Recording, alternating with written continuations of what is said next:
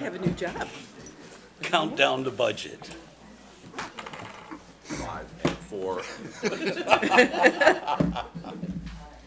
got a wireless thing there now, Anytime you Sean? like, Mayor. Look at you. As these binders, we're gonna have to get bigger tables.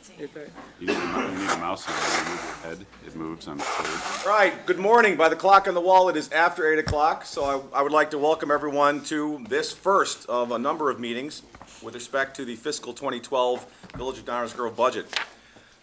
Welcome to our guests. Thank you for being here. If you weren't here, I wouldn't be able to be giving these remarks right now. We just go right to the numbers. Just very quickly to kick things off, obviously, this is a process, and today is only the beginning. It will end with the adoption of the tax levy and the abatements on December 13th, and this is all part of course, the fiscal 2012 budget. We are in a calendar year. There will be a number of opportunities for comment and review, discussion, and whatnot with respect to this budget. But the process doesn't really begin today because, of course, the process started a long time ago, as the village manager will touch upon in his presentation. And really what we're looking at now was driven by decisions and plans that were made a long time ago after an equal amount of consideration, discussion, and decision. So this is the first presentation in public of the fiscal 2012 budget. We'll have an opportunity to listen, to ask questions, and at some point along the line, maybe make a suggestion or two. Very much appreciate our guests being here because, of course, we need to pause and consider the magnitude of what we do because we're talking about revenues and expenses of around $130 million. Not something to be taken lightly, and of course we don't. So this is an important process, and we're glad everyone's here. And with that, I will turn it over to Village Manager Dave Fieldman to begin the presentation of the fiscal 2012 proposed budget. Thank you, Mayor. Here's the agenda for this morning's meeting. We will work through most of the funds in the proposed budget. This agenda is also shown on the whiteboard behind me. We'll focus primarily on general fund and capital and infrastructure funds, and if time permits, get through the majority of the budget. Hope to be out of here around noon or so. This is the official staff presentation of the proposed budget, which has been posted online for about a week now. We do offer the opportunity today for council questions and comments, public questions and comments, and we try to keep an informal atmosphere to create a dialogue. And as the mayor said, this is the first of many meetings, which are shown here on the screen. Several discussions, opportunities for input all through October and into November for the budget itself, and then through December for the adoption of the village property tax levy. I wanted to start by just giving a broad overview of the budget in its entirety and then work straight into the first fund, the general fund. The FY12 budget is the result of extensive and thoughtful planning already undertaken. It implements many of the planning documents that the Village Council has adopted over the past few years, including, first and foremost, the long-range financial plan. The FY12 budget is the result of 3 years of financial planning. In fact, we are in the third year of a 3-year plan to address economic changes. The decisions that this council made over the past 2 years has put us in a very strong financial position, which is reflected in the proposed budget. We are also working to implement the water rate study report, and this budget reflects the recommendations of that report. In fact, we are in the second year of implementation of this plan, which, when followed, will allow us for the long-term sustainability of the water fund. This budget is also, it also calls for investment in our street system per the findings of the 2010 road condition report, which calls for us to maintain our streets in order to minimize the need for future reconstructions and to reconstruct those streets that have already fallen into disrepair. This budget calls for the continued investment in our storm sewer system pursuant to the Water Infrastructure Investment Plan, or the WIP, which is a multi-year program to improve our stormwater system. And the Stormwater Master Plan from 2006, the FY12 budget calls for maintenance of our stormwater system pursuant to these recommendations. And of course, our long-standing plan and policy of constructing a sidewalk on at least one side of every street throughout the village, commonly referred to as the sidewalk matrix. So you can think of the FY12 budget as much as a result of these long-term planning efforts where the council has already provided sufficient policy direction. With that in mind, there are 3 primary goals of the FY12 proposed budget. First, present a balanced general fund.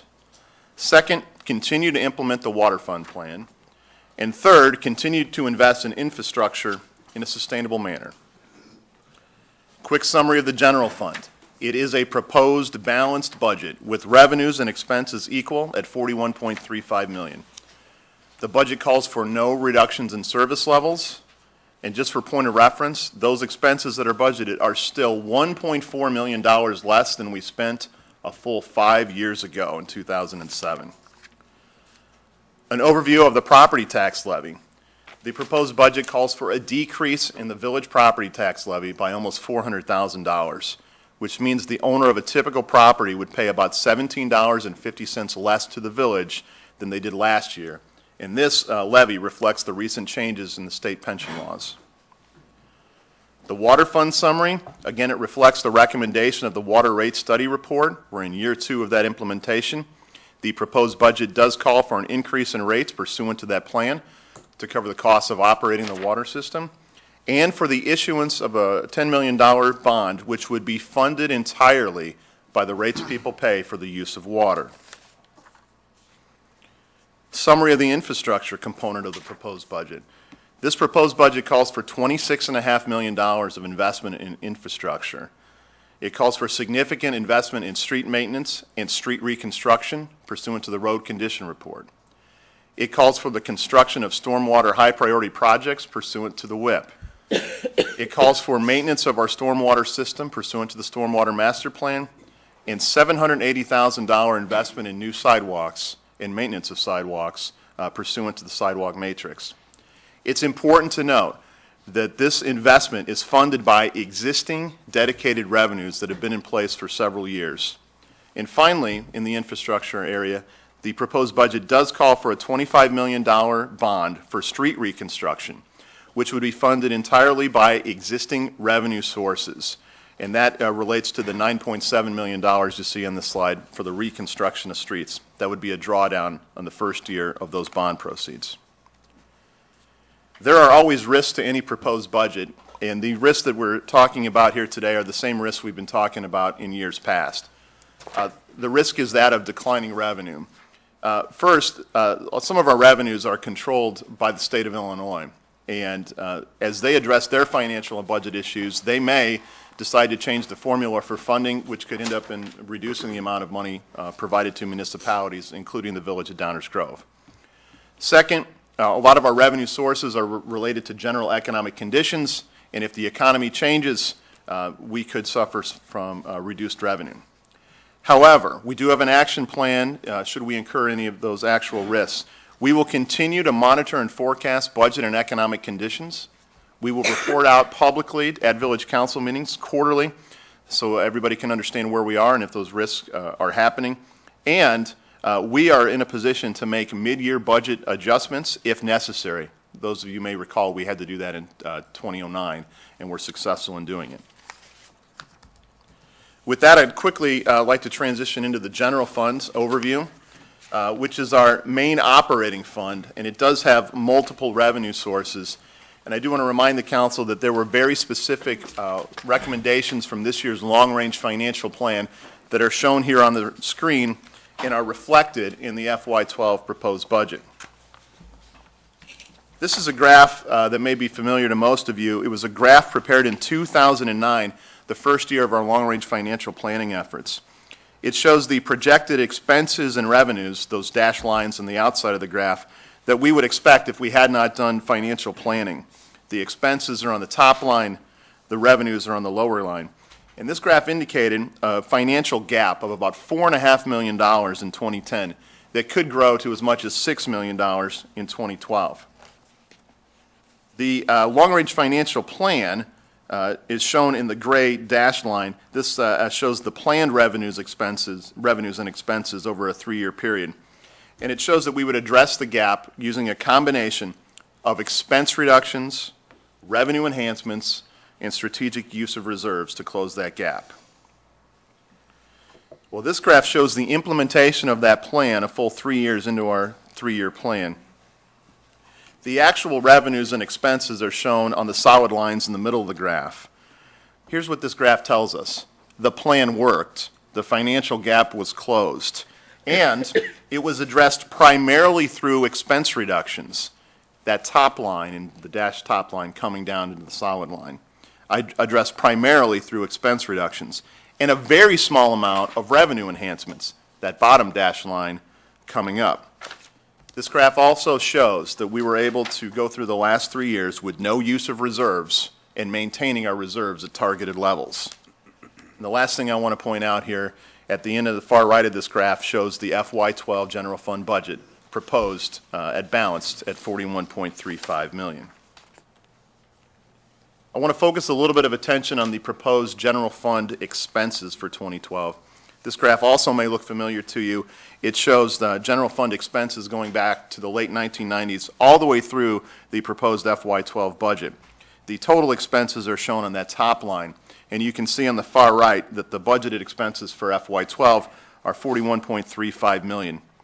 If you look at that line that precedes that number, you'll see 5 years of extensive cost control efforts. In fact, the FY12 budgeted expenses are fully $1.4 million less than we expended in 2007, and that number is shown on that graph. The lower line on this graph represents a small component of our personnel fund, or our general fund expenses, non-personnel expenses, which are budgeted this year, proposed at $9.6 million. And you can see a similar story there too. The non-personnel expenses that are budgeted are $1.7 million less than 2007 when they peaked. And finally, I want to call your attention to the middle line on that graph, which represents general fund personnel-related expenses. These are the majority of the expenses in our personnel fund. The budgeted personnel expenses for FY12 are $31.7 million, nearly the same level of expenses from 5 years ago. We are able to achieve this because we've continued to implement the recommendations of the long-range financial plan, the headline, Reduce Personnel Expenses. There are a couple of examples of that in the proposed FY12 budget. There are 2 major personnel expense reduction measures. First, a reduction in village-related expenses for contributions to the public safety pension funds, which is a savings of about $390,000 and is the direct result of a change in state law, which I'll discuss a little bit more in this presentation. And a change in post-employment benefit plans, which will save us about $60,000. Currently, the village offers retirees of the village participation in our self-insured plan.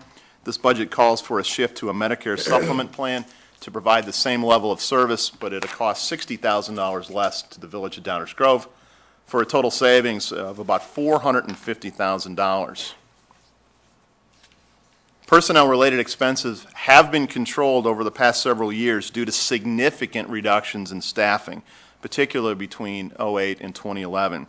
In fact, during that time, about 46 full-time equivalent positions were eliminated. However, the FY12 budget calls for staffing to remain nearly unchanged compared to this year of 2011. Focusing in on the general fund revenue, as a reminder, the general fund is supported by multiple revenue sources. All of the major revenue sources are increasing very slowly, just as we talked about over the summer, which allows us to be in a position to actually decrease the property tax that we propose to levy. Here's the graph of general fund revenues from the late 1990s through the FY12 proposed budget. The total revenues are shown on the top line. The FY12 budgeted revenues are $41.35 million, nearly the same as the revenues we received in 2005-2006. This budget does reflect a slow increase in all major revenue sources, which are shown on those individual lines at the lower portion of the graph, and this is consistent with what we talked about in long-range financial planning. Regarding the village property tax levy for proposed FY12, it's important to remember that the village levies a specific amount of property taxes, and whatever we levy, we actually receive. The amount we receive does not change based on the value of properties in the village. The rate may change as a result of that. However, the amount we receive does not change whether property values go up or down. The FY12 proposed levy is about $12.98 million, shown in the table. That's down from last year's levy of $13.37 million. Again, about $393,000 less. The levy has 6 components shown in this table. All of the components of the levy would remain flat to last year, except the public safety pensions. The levy for police and fire pensions is proposed to decline by $393,000. Police and fire pension funds are managed independently by their own boards, and the village contribution is based on an actuarial report and the requirements that are set by the state of Illinois. In fact, the state actually sets the levels that we have to, the minimum required contributions that we have to make by the village. In 2011, that state law changed and allows us to capture a decrease in what we levy for this year.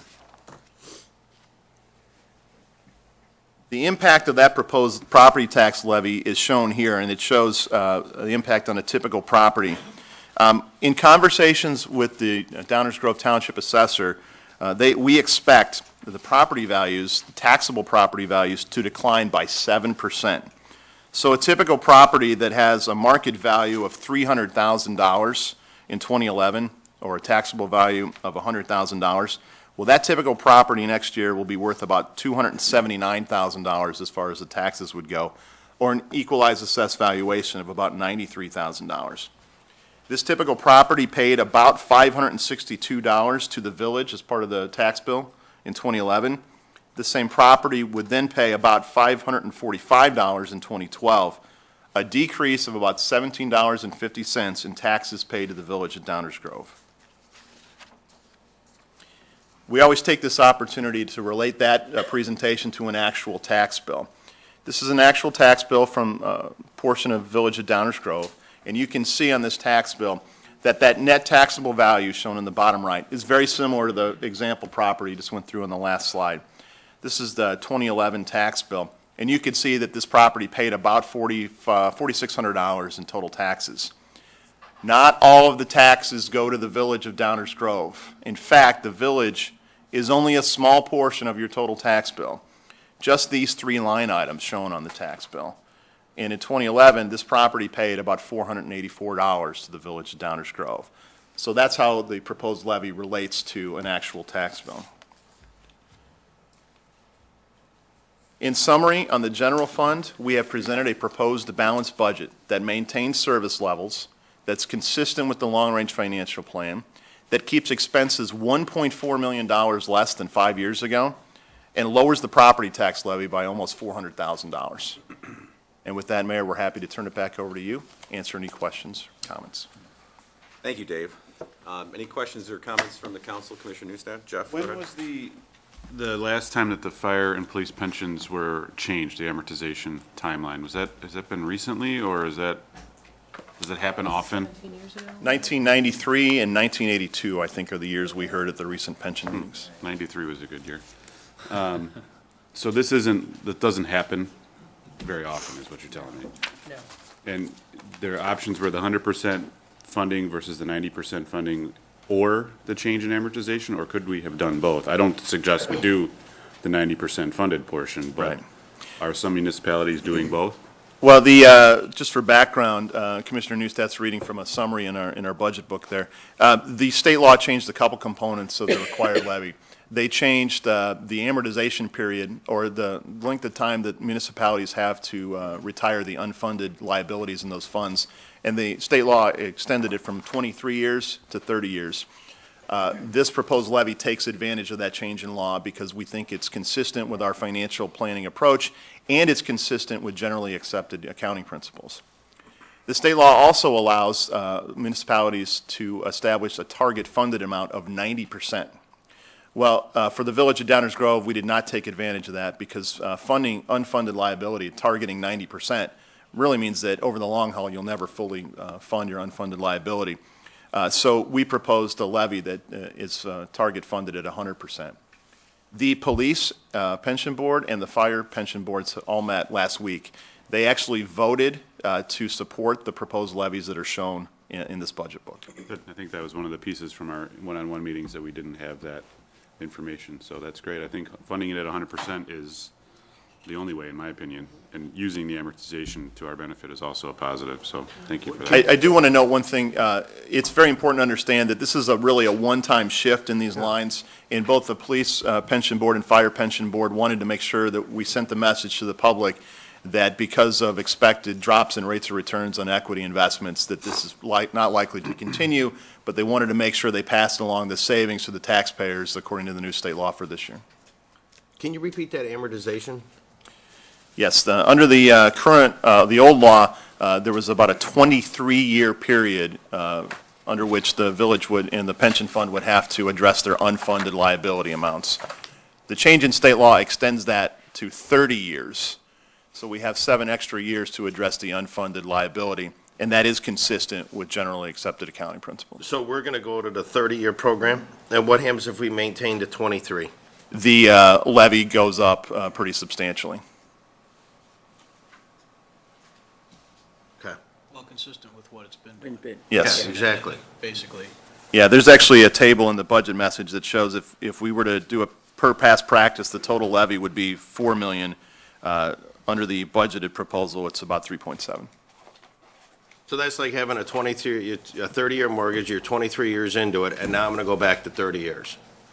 You never, it doesn't make sense. I mean, Well, I think what's interesting is from an actuarial standpoint and an investment standpoint, it does make a lot of sense to the pension boards that manage these funds. Well, yeah, because the mandates are unrealistic. In the short term, these funds, there's more money being put into these funds annually than taken out right now, substantially more. And in the current ratios, the assets in the fund to actual expenditures every year are 17-1. So if we were to pay off that unfunded liability faster than the minimum state law, it's really, the actuarial described it as the pension funds taking out a loan from the village of Downers Grove and getting 7% on that money. And the actuarial did not recommend it, and neither did the pension boards. So where do we see these pensions at, or the tax levy for the pensions next year, for 13, since this is a one-year hit? We're talking $17.52 a house. I mean, is it going to go up next year by $34? I mean, where's the No, projections at? I don't think it will change dramatically. I think I would describe it as a shift in the line. Whatever the slope of that line was a couple years ago, I think will continue. It's just dropping it down to pass on savings during the economic time period that we're in. I think the amounts that increase in the future will be consistent with the way they were increasing in years past. So where do you see next year at then? We didn't have any actual numbers for next Get year. that? An idea? We won't really know The board's next got to set year 'em. until we get the returns in the market on the assets that have been invested. But we should expect that it would not be dissimilar to, say, 3 years ago. Right, when that's it the line he's was talking out about. and Yes. Correct. The line's out there. This is basically a hiccup in the line that just happens to temporarily favor us. Just for those of you who haven't been around as long as I have, one of the things that we did, this used to. You say you are the line? Is I'm past that line. One of the things that we did many years ago was the pensions used to be included in just the general tax levy, so they weren't pulled out, so you didn't have an idea as to whether or not they were going up or down. They were pulled out as a separate line item so that you'd see exactly this. Some years it goes up, some years it goes down. It really depends on investments and what's set and what the actuary says, all those wonderful things. We're lucky this year that we're able to pass on some savings. Yes, it's only $17, but to some people in this economy, $17 is $17. It's a lot of money. So I think, from my perspective, I'm happy to finally see that taxes are going down as opposed to taxes going up, even if it's only $17. So I totally support this. I think staff has done a great job. I'm happy that the pension boards came back and supported it too. Obviously, they did, the actuarial did. I don't think it's for us to say that we should raise it. I think it's been agreed upon by all the parties. We can finally say to our residents, we can pass something on to you that's positive. And I think that's a very positive message that as a council and as a community that we can pass on. But the reason that we did this many years ago was so that you could see things like this, that people could understand that the village staff was not necessarily spending more money, but that some of it was out of our control, namely the pensions and the cost of those pensions. So, just, again, something beyond that little line up there. The LRFP, though, is really what's causing us to be able to take advantage of this. Because that entire tax reduction is a function of this pension change, which is great, but we're only there because of all those reductions and changes in what we do that we saw before. But the, And there's no reason to expect that 2013's efforts would show anything like that, barring some change in rules outside of our control. At that point, it would be very much like what we saw the last couple of years. Correct. Go ahead, Sean. yeah, I mean, this is all good that we're doing this, but at the same time, we're talking about a stormwater fee. So I'm gonna give you $17, but I'm gonna charge you $17 a month. Maybe. Maybe Maybe. not. So, I mean, you're talking out of both sides of your mouth, so that's where I have a problem with this. But that but wouldn't they're be not this related. year. Well, It doesn't matter if it's being related. You're telling, I'm gonna tell you, I'm gonna lower your taxes. Oh, I'm a good guy. But then We over don't here, have I'm to. giving you a fee. I'm not gonna, yeah, but I don't support it, so support what? reducing it. Oh, you want to keep the taxes higher? Want to maintain where the current level is, yeah. Because I think we have more needs than we have money for, and this is an But opportunity. this where is we can- related only to the pension fund. This is I understand pensions. that. I understand where it's This doesn't at. impact the rest of the operation. But I think it's Doesn't a impact false capital. message. It is careful, to Sean's point, we have to be careful about messaging. I agree with because, that. You know, what we know is that, from LRFP, is that we're still 3 million a year light on maintenance of the assets we own. Okay. So this tax reduction just has to be messaged well, so that it's understood that it's a direct correlation to a change in law and pensions, and not a reflection of everything's hunky-dory with our operations, because it's not, it's 3 Right. million light. We're choosing not to raise taxes to generate another $3 million in hopes of coming up with some additional planning in the next 6-8 months. That's a distinction that's important. It is important, but to Marilyn's point, I think, I know for the last 10 years, at least 8 out of the last 10 years, we have always said, because this has been broken out, part of the increases, the overall increase in the tax levy is being done because of the pension funds. They're outside our control, they're dictated to us, we have to make these increases. Even if we wanted to reduce everything else, we can't, because this is a fixed number. So this is the 1 year that actually works to our advantage. I mean, I it's think that nice to message has celebrate been something. consistent I'm every not year for the last disagreeing decade. with the proposal, I'm just saying that. No, I agree, but I message think, is the pretty message has been very clear, but it's usually the other way. important. Yeah. So the only difference I see this year is this year we're saying that it's gonna go down, but we always talk about this as a distinct portion of our tax levy that is one that is largely beyond our control because of Springfield and the pension boards, and then we pretty much have to levy what it is that's being told to us. Here we have, rarely do we have this option. And I think what we're doing is the responsible thing, unlike, a lot of the, talk about messaging, a lot of the bad press out there right now is about municipalities that have not properly funded their pensions, and therefore their liabilities down the road are very dangerous. And we know from even comments from the FOP that Downers is an organization that has properly funded its pension liabilities. That being such a big subject, we should make a point over the next 8 weeks or whatever, of just making sure that some of those, to your point, Martin, things are known about our funding levels being 100% and our commitment, however many years ago it was, to make this direct link and not play around with it in the general fund. I mean, that's essentially what, the snapshot, what went on in Springfield, went in the general fund, everybody played Yep. with it. Right. So that, there's not only the tax reduction is a success, but also I think are the efforts of 20 years worth of legislators here in doing the right thing. We heard, And to Sean's point, Dave was describing the line, and basically we have a line, a curve, whatever you want to call it, and there's a little bit of a hiccup here, although it's a hiccup to our favor this year. When I say our favor, to the community's favor this year.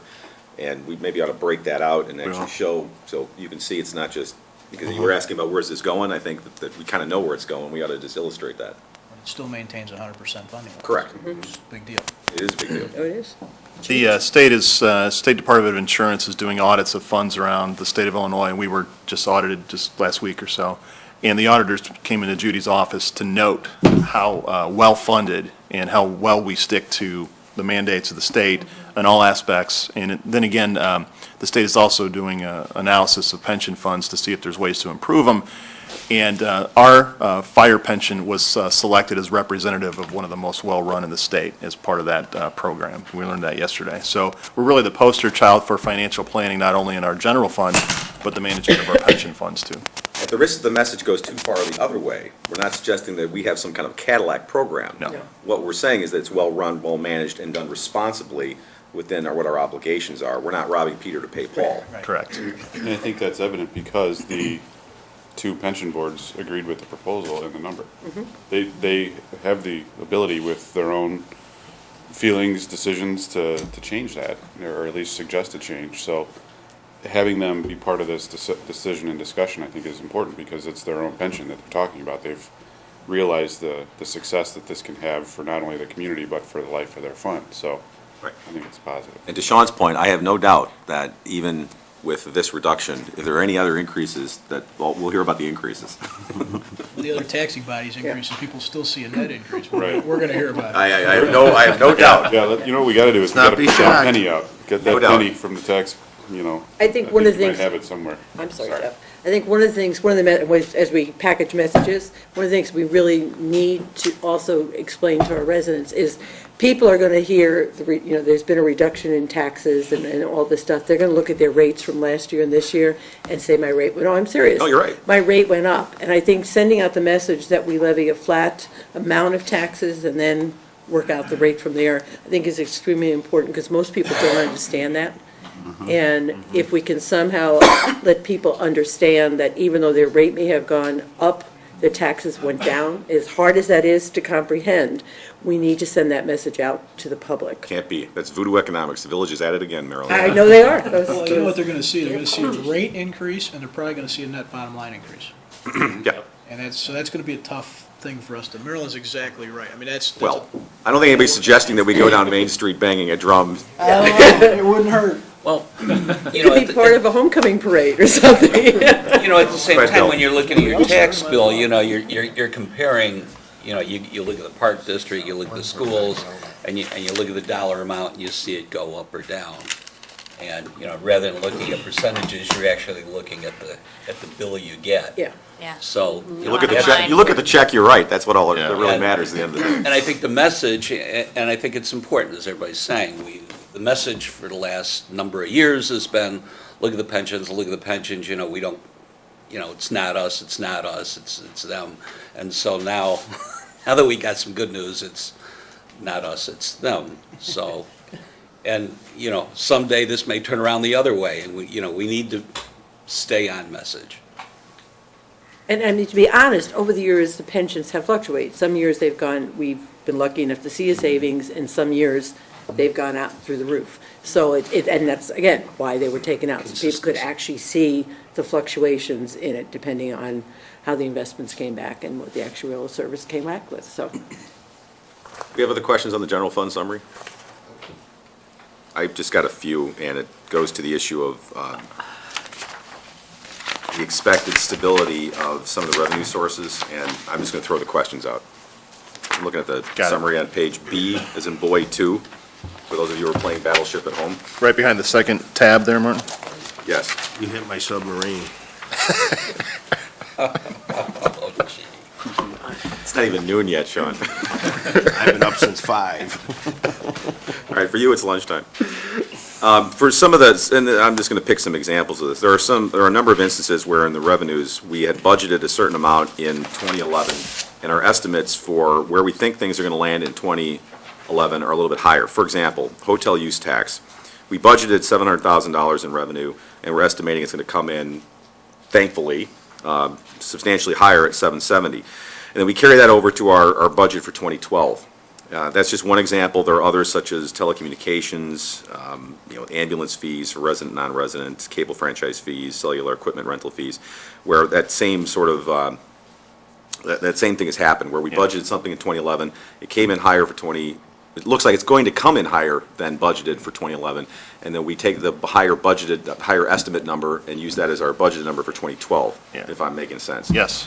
And I just wanted to make sure that we have confidence that whatever it was that caused the numbers to come in higher than what we were expecting, we believe is going to carry over until the Yes. next year, and that's a trend and not a hiccup. Yeah, we will provide some feedback on that to you in our questions and responses. Just a general note is we're very conservative in this because I think we learned a couple years ago that you want to be accurate, but a little bit on the conservative side, so we're not going back and adjusting the budget mid-year. We're confident in all these numbers, and we'll get to the sort of the reasoning behind the ones that are tracking. That's fine. Because, The way they are. any one of them isn't a big deal, but if you start taking 5 and 6 of them, adding them up, it starts to become real money. Yes, sir. Yeah, Dave, to Martin's point, yeah, when I was looking at this, I was wondering what the assumptions, the budget assumptions were as we went through these. For example, I couldn't, I was looking at ambulance fees, for example, and I couldn't, what's the logic there? Just to So, pick up yeah, on the Bill's- assumptions would help. Yeah, well, specifically, that was one of the ones I circled, is that we have budgeted, and this is all gonna come back in the answers you're gonna provide later. We budgeted 625 for resident ambulance fees, and then we have in the budget for 2012, 772. And I didn't know, what's the assumptions behind that change in fees? Hopefully, we're not expecting more people are gonna need ambulances. It's partially Yeah, a it's change in fees. Probably a change in the fee structure. And partially due to the economic conditions where we expect them to actually pay their fees. Where we actually experienced in the downturn, people weren't paying their fees, we had to send them to collection, we didn't get all of them, those kind of things. So what we'll do is, we'll walk you through and provide answers on these ones that we understand the trend and the question, and we'll get the responses to you. Thank you. Thank you. One last one. What are other financial resources, number 49? Your personal assets. Just that Yeah, checkbook. one year I was really good, and the other Typically, those are some kind of transfers. transfers, okay. We'll Just get that answered too, Jeff. That's fine, thank you. I just noticed it in there. Anything else on general fund? With that, we'd like to proceed into the water fund, if that's all right with you, Mayor. It is indeed.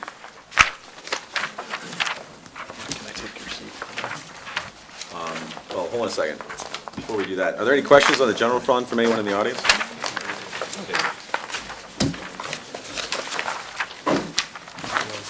Sorry, the coffee hasn't kicked in yet. I know, it hasn't. Mark Tolman, 1109 61st Street.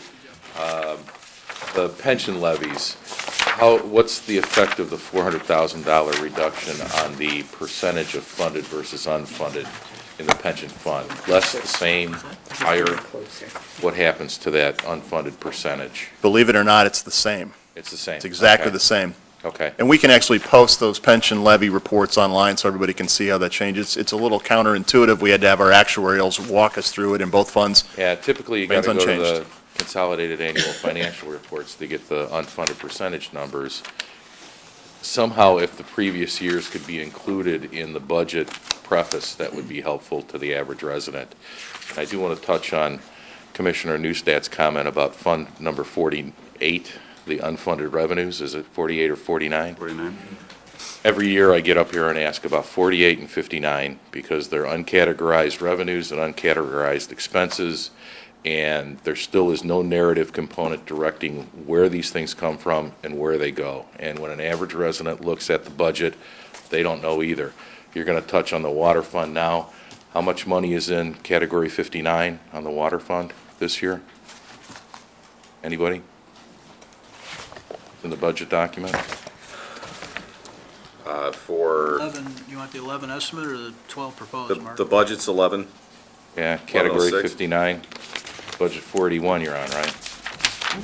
1.1 million. 1.1. Right here.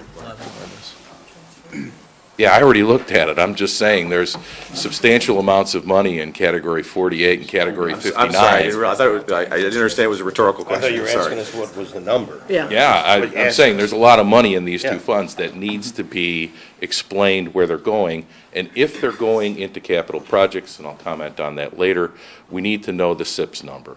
Thank you. We'll actually post those numbers on the website, the details of what those numbers are. Can I ask a question?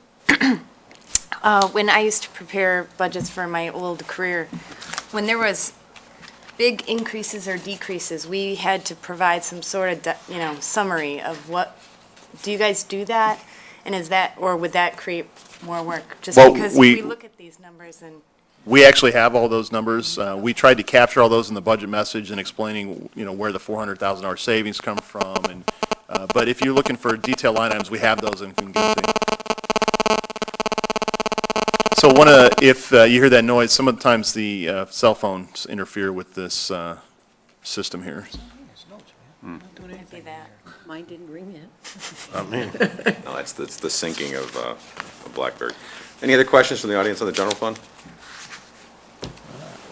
Thank you. Yeah, Oh, I'm and if sorry, I- Martin, if I I- have one. If I don't stop, just put your hand up, please. That wasn't me. I'll Mayor, try to remember. I've got one more question, and I had Go posed ahead. this to staff during the week. On page C19, other general fund expenses, 821 and 867, there are two funds that recently have been changed or amended.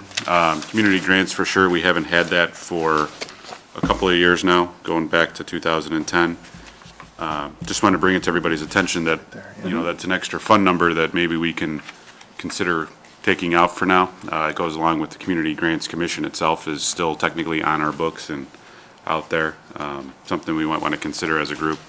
And same thing with counseling and social services. I think that we've shown that outside organization has come in and filled that need in our village. So as we go forward with our budgeting, to continue to have a line item for these items is something I want to look at and see if we need to have that in prepared in the budget. Yeah, no, Okay, we can look into that too. Thank you.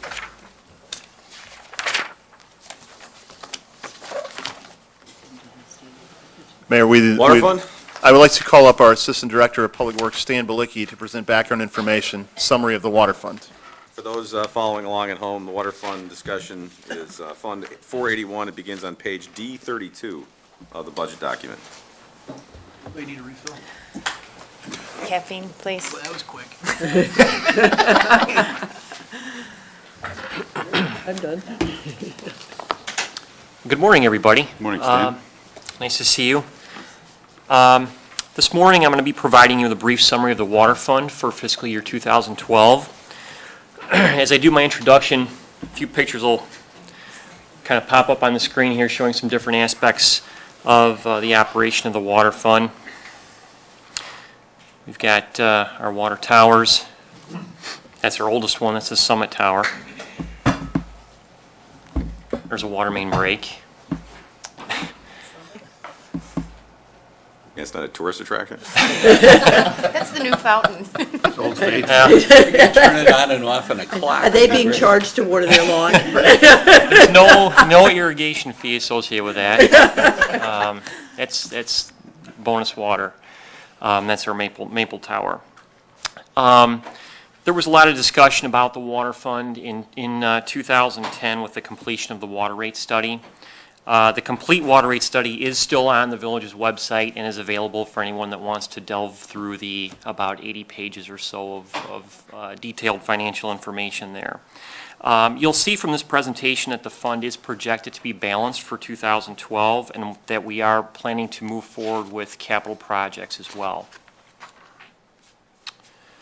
The water fund is a utility in that all the revenues that go into the fund are generated from user fees from people that use the water system. We provide services through that fund, which is obviously the provision of water service, and we also manage assets through that fund. And these next two slides will kind of show some of those aspects of what is provided. Obviously, we provide clean, safe, and reliable water service to the residents and commercial establishments that are in Downers Grove. We serve our residential population of about 50,000 people with a service area that includes all areas within our village limits as well as some areas that currently still lie outside our village limits. You can see some of the objectives there for the water fund. As I mentioned, the safe and reliable drinking water, maintaining our system at a cost-effective manner, as well as achieving sufficient and stable water rates.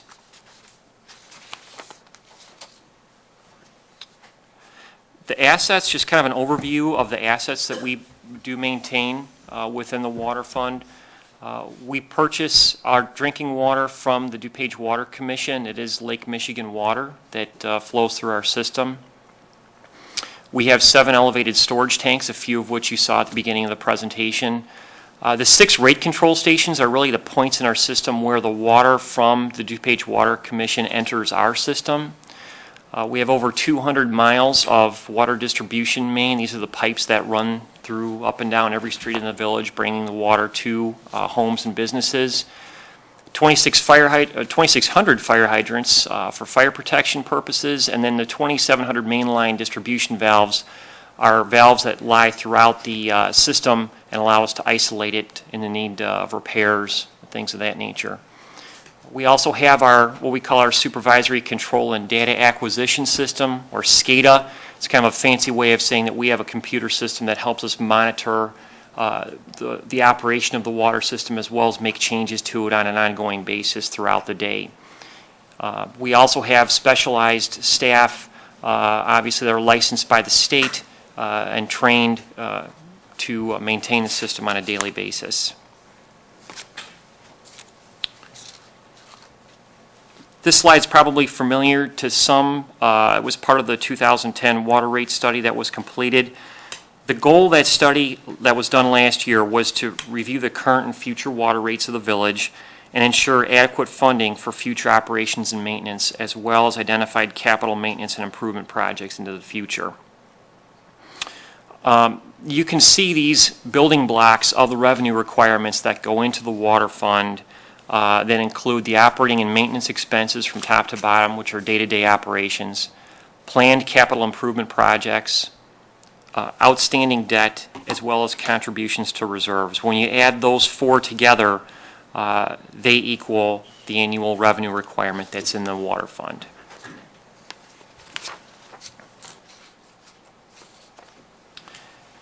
This slide lays out the rate increases that were planned within the water rate study that was completed last year. You can see that the rate increase in 2011 was completed and is in place.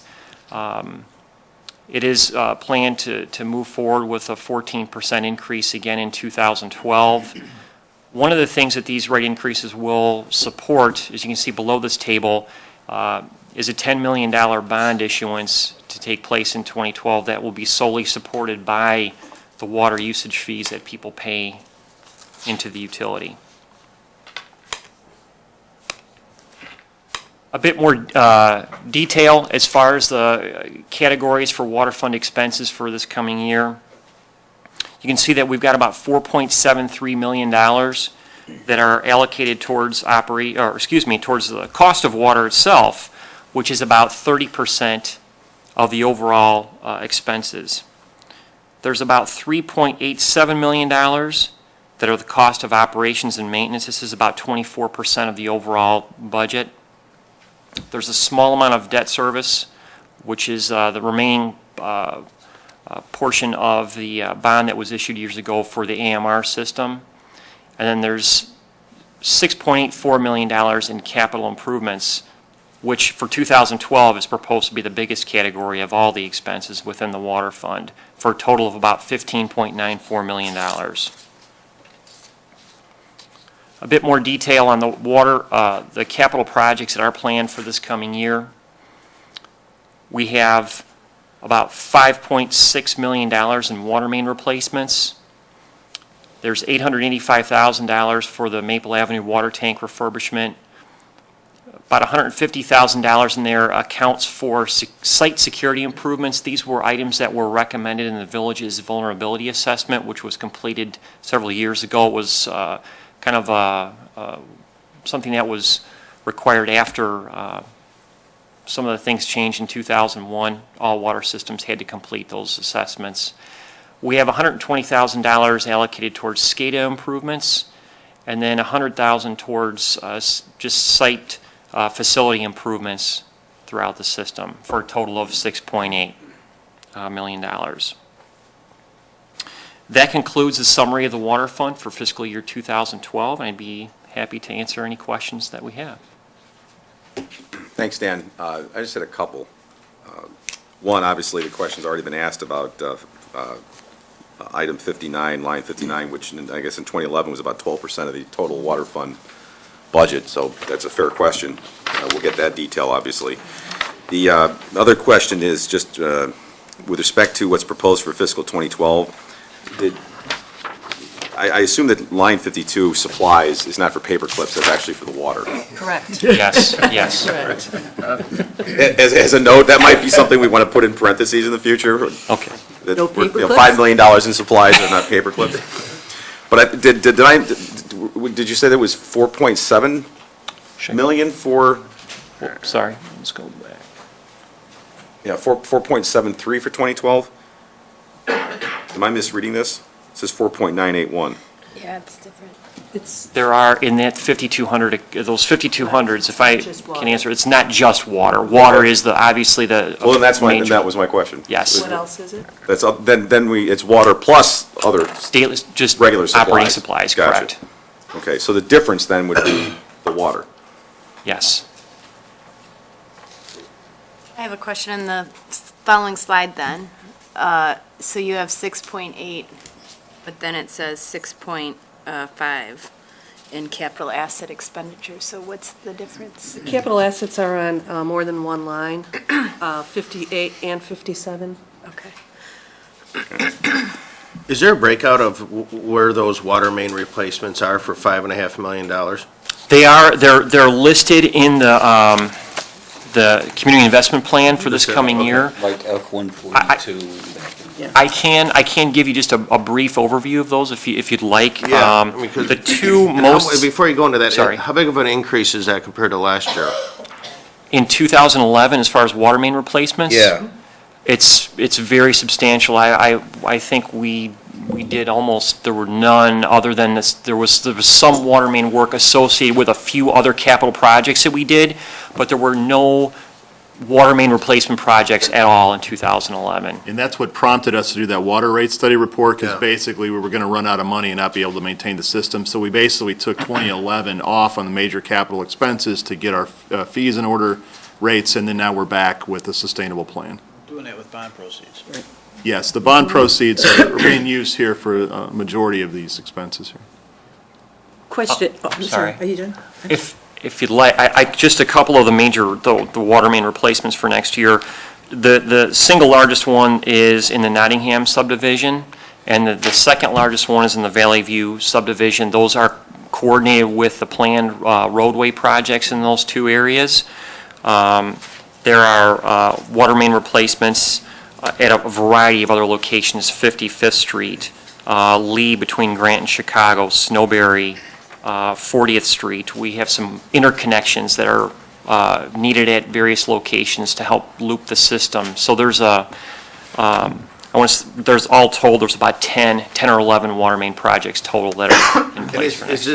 Is this just to improve the system, or is this just replacing because the valve's only got so many years of life, and we know that if we don't do it, it's gonna bust in the middle of the night? It's the latter. Okay, so have we found through study that while we do this, we reduce, I mean, I know you can't predict a water main break, but by doing this, have we been able to see that this proactive action has actually resulted in us having less water main breaks down the line?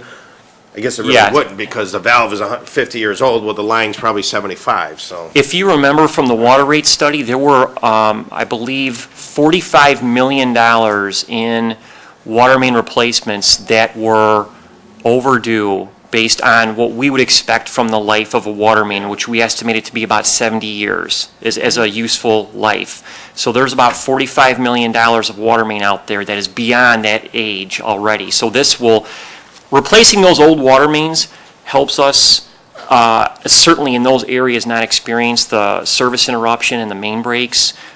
Then we also have other areas that are aging too. So the overall number is not changing a lot, but certainly these areas that need it see a dramatic improvement once the water main projects are complete. The question I have is about revenues. You know, we obviously raised rates 14% last year. We've had a very wet year, but you're still showing projections of $100,000 more in revenues between what we budgeted and what we're estimating. I know Sean's water bill has really gone up. Yeah, I but was there's- just gonna say, there's- I'm part of that 100,000. But there's those of us who didn't use any water, and who are too cheap to use too much. Yeah, green grass, man. So anyway, the bottom line is, can we somehow get a usage report to see if indeed, I'm not saying it's not accurate, but to see how we're getting Sure. that much more than what we budgeted for? One of the things the consultant did say, that by raising rates 14%, you would see people who Using are less too cheap water. to pay it, that we're Some going to level start of conserving. elasticity, yeah. So my concern, I guess, is we're obviously showing that, we're not another 14% for 2012. I guess accuracy, concern of accuracy, especially since we're going to have to start paying back, probably not that year, Yeah. but we will eventually have to pay back bonds. Eventually, people like Sean are going to realize that you can't water your lawn forever, because if you do, you're not going to be able to feed your children. So, and we do appreciate what you've done for the water fund. Yeah, we'll get a pool by then. though. Gonna buy another rain barrel. You know, it's, to that point, Marilyn, yes, absolutely. We'll get everybody the water usage report and how those numbers relate. One of the challenging things about this year was not only did we raise the rates, but we restructured the rates. Okay. And there was an element of See, trying to figure out what that restructuring would do too. I think 100,000 is pretty close. Going forward, we should get better at that because we're not proposing any rate structure differences. And another interesting distinction that plays into this is not necessarily a 14% raise in your rates. It's a change in the rates that would result in 14% more revenue, including a projected change in behavior. So we can get you a report on how. okay, I mean, how we I can think it make would that. help us all to kind of understand Yeah. the system. And going back to, I think, something that Martin and I were part of many, many years ago, when we put the new, and not so new anymore, meters in to read and recapture the amount of water that we were losing, we haven't had a report on that in eons. Is there a way to find out if we are recapturing? There was a point in time, for those of you who don't remember, there's a point in time when there was a lot of water kind of just spouting out there that we never got. A lot of leakage. Saw a And- picture of that earlier. Yeah, but more than that. Yeah. And I guess it may be time to get another report, not a report, but just a summary update Yeah. as to, are those meters doing what they were supposed to do so that we are recapturing the majority of our water?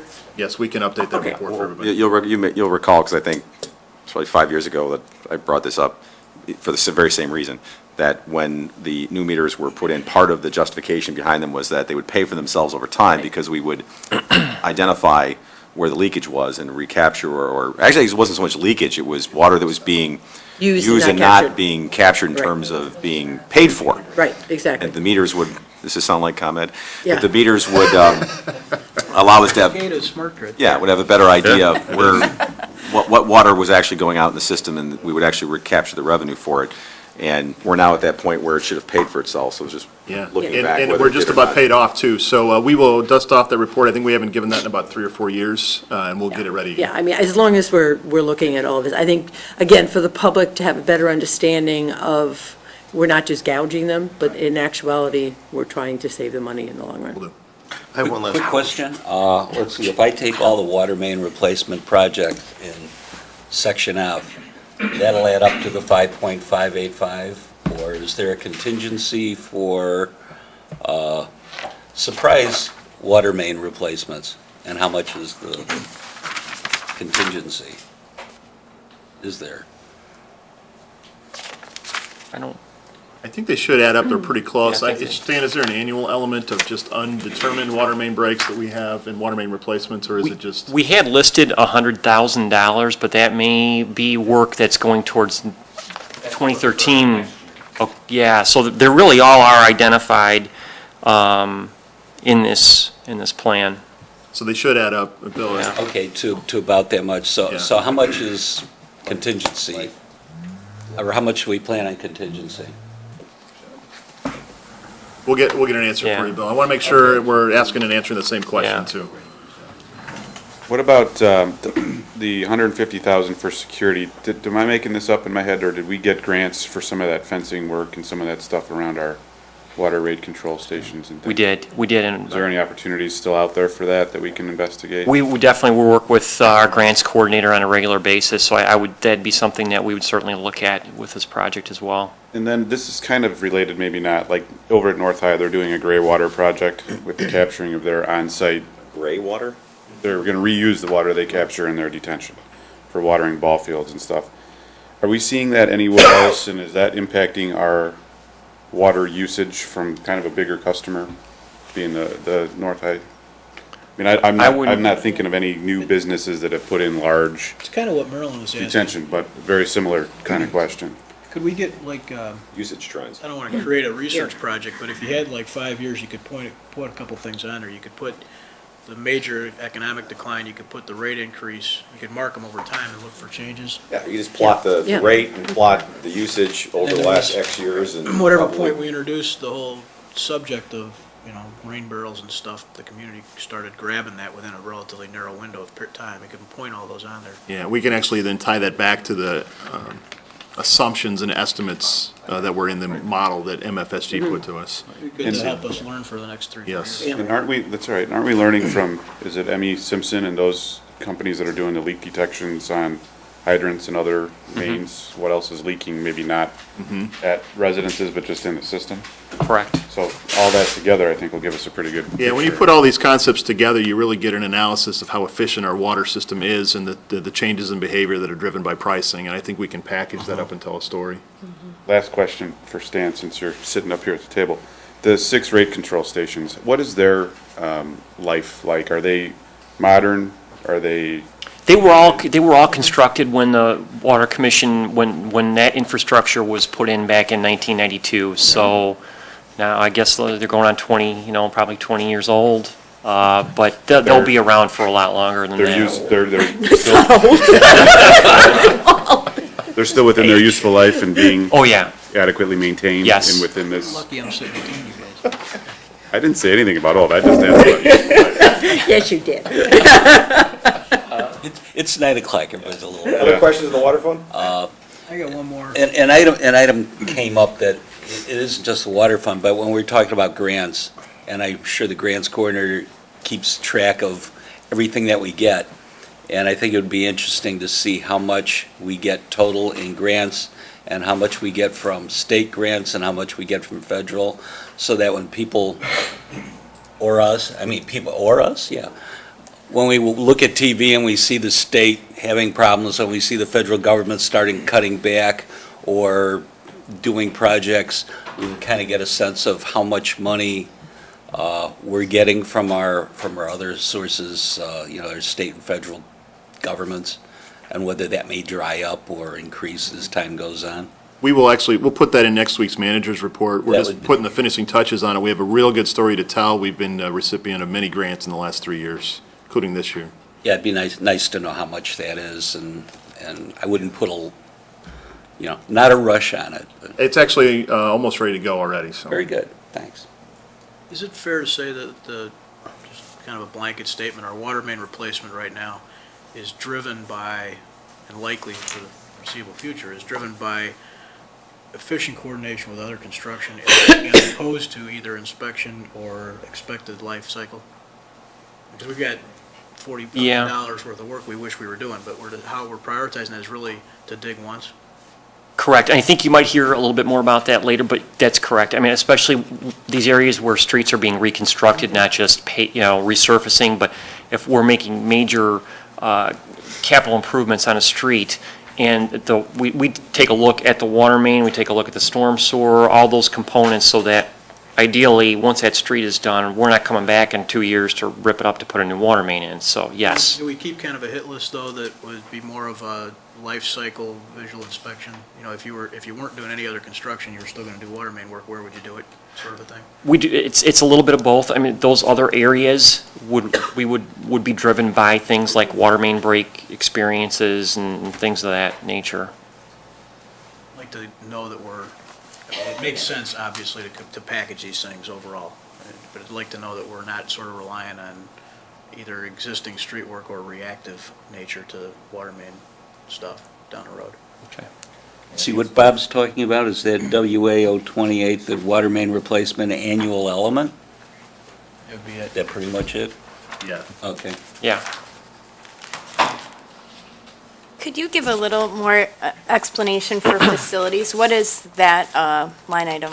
What is included in that? The facilities line item is there to address site work that might be needed at some of the tower sites.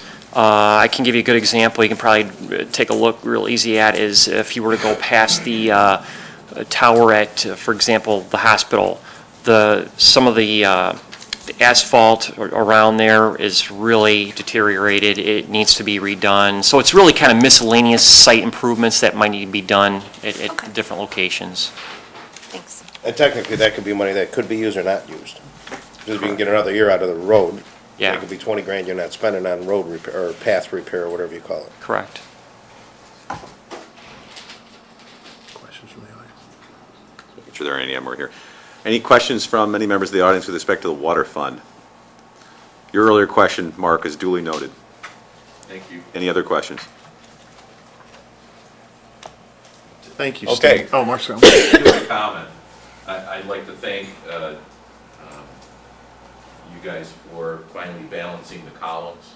We talked about this in the spring, about how when you add the revenues and expenses and the enterprise funds, they don't necessarily add up. And that's because money is taken out and put into construction projects. So I appreciate you adding the category to account for the imbalance in the columns, so now they balance. But I'll reiterate my comment that the commissioners have already made. We need the SIP numbers and the narrative so we know where the money is going. Thank you. Thanks. Well, looking at the agenda, we are scheduled to take a break at 9:10. We're actually way ahead of schedule, so I'll ask whether the council wants to keep going or want to take a break since we were supposed to break at 9:10. Maybe we could start that at 9:10, Start what?